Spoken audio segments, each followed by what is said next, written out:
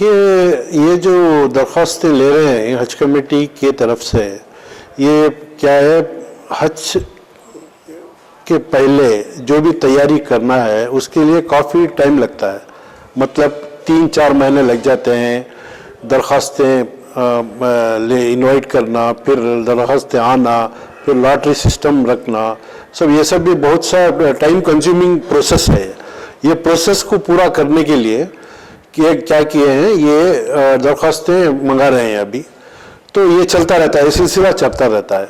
लेकिन Saudi government की तरफ से अभी तक कोई पॉलिसी नहीं आई है कि हज के लिए क्या करना है, हज की क्या पॉलिसी रहेगी, कैसे कंडक्ट करेंगे नेक्स्ट हज, कितना कोटा देंगे और टोटल कोटा कितना होगा, एग्रीमेंट कैसे होगा, मकानात का क्या अरेंजमेंट होगा और ट्रांसपोर्टेशन का क्या अरेंजमेंट होगा, ये इसका कोई भी अभी तक कोई ख़ास पॉलिसी अडॉप्ट नहीं किए हैं।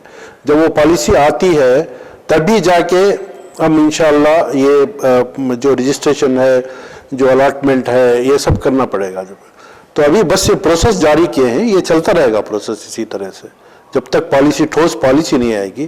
पॉलिसी आने के बाद ही हमको पता चलेगा कि क्या है एक्चुअली, हज कितने का टोटल, कितने का अलॉटमेंट होगा। जैसे कि अभी 2 लाख का पिछले और उससे पिछले साल तो 2 लाख तक का अलॉटमेंट आता था, लेकिन इस साल वबा की वजह से, कोरोना की इसकी वजह से कितनी कटौती होगी उसमें, कैसे हम इसको इम्प्लीमेंट करेंगे, ये सब तभी जाके पता चलेगा। तो इसलिए हमने अपने तमाम टूर ऑपरेटर्स से कहा है कि जब तक पॉलिसी ना आए आप कोई बुकिंग ना लें। जब पॉलिसी आ जाए, और कीमत का भी बहुत ज़्यादा होने के चांसेस है इस टाइम, तो ये सब हमको तभी मालूम पड़ेगा जब पॉलिसी उनकी आ जाए, अकोमोडेशन में क्या है, ट्रांसपोर्टेशन में क्या है। फॉर एग्जांपल अभी एक रूम में जो 4 आदमी 5 आदमी रहते थे, वहाँ पे सिर्फ 2 आदमी रहना है करके एक ये आ रही है, न्यूज़ आ रही है। और ट्रांसपोर्टेशन में बस में 50 आदमी की जगह सिर्फ 20 आदमी रहना है करके आ रही है। तो ये सब चीज़ें रख के ही हमको रेट फिक्स करना पड़ेगा कि पर हाजी कितना हम चार्ज कर सकते हैं।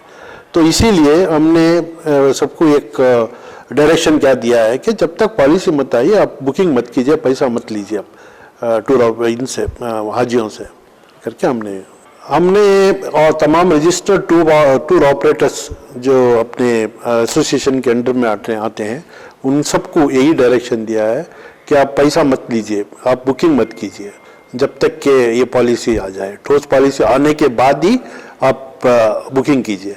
और तमाम हुज्जाज को भी हमारी यही दरख्वास्त है कि आप जाके कहीं पैसा देके मत फंसिए आप, जब तक कि इसको सही आप जान लें क्या है क्या नहीं है, देख के ही बाद में अपनी बुकिंग दें।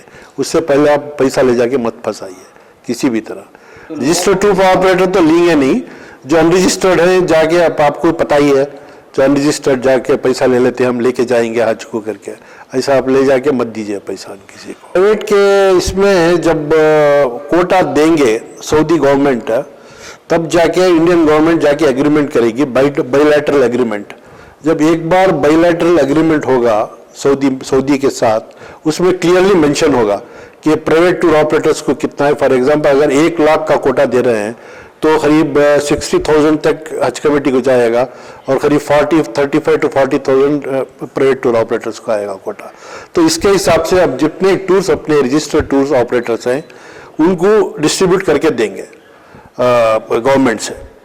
तो इस तरह से हमको मालूम होगा कि एक पीटीओ को कितना अलॉटमेंट मिल रहा है, तो उस हिसाब से ही बुकिंग होगी। वो सही रूट है एक्चुअली। 21 में अनाउंस करने के चांसेस हैं, जनवरी के तक इंशाल्लाह। अगर जब तक हो जाए, कुछ आ जाए, कुल बायलैटरल एग्रीमेंट के लिए इन्वाइट करें तो हमको पता चलेगा, तो इमीडिएटली हम अनाउंस करेंगे अखबारात में के ज़रिए, टीवी के ज़रिए अनाउंसमेंट होगा कि प्राइवेट टूर ऑपरेटर्स को भी इतना मिला है कोटा, तो उस हिसाब से बुकिंग शुरू कर सकते हैं। ज़रा इंतज़ार करें, आपको सबको पता ही है कि हालात क्या हैं सऊदी अरब के अंदर, मक्के के अंदर, मदीने के अंदर कैसा रिस्ट्रिक्शंस चल रहा है। अभी पूरा सिस्टम, परमिट सिस्टम कर दिया है जाने के लिए भी, ठीक है। तो अभी जब तक ये ठोस पॉलिसी ना जाए तब तक आप लोग सब्र करें। जब एक बार आ जाएगी थोड़ा से पॉलिसी तो इंशाल्लाह अनाउंसमेंट होगा अखबारात के जरिए, मसाजिद में, सब जगह भी, तो उसके बाद बुकिंग आप करवा सकते हैं। तब तक आपको सब्र करना होगा।